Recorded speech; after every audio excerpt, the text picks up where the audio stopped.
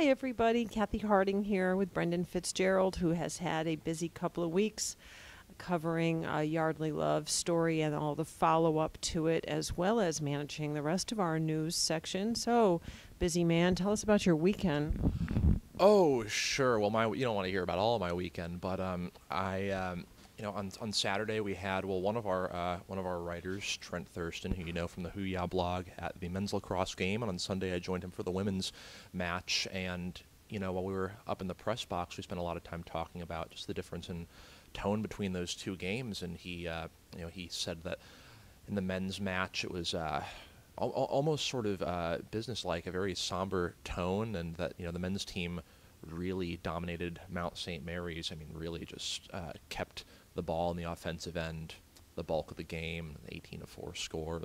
But it was not necessarily a very celebratory tone, which you might kind of expect. Of course, the coach Dom Starja has been very busy and really, I think, readjusting to being present with the program following the death of his father, and all sorts of things going on at the program in the wake of Yeardley and her death. And the women's game actually was a very light affair.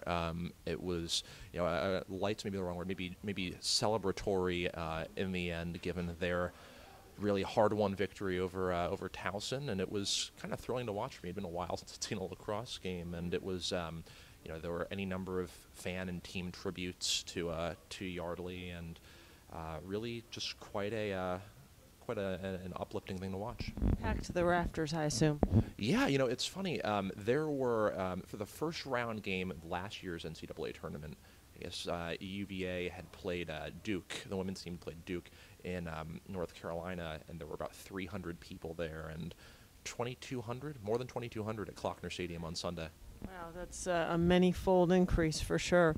Well, we've got a lot of stories in the paper this week, in addition to follow-up coverage on the Yeardley Love death, including UVA's story concerning the Attorney General's pursuit of records and research related to so-called ClimateGate. So you're definitely going to want to check that out.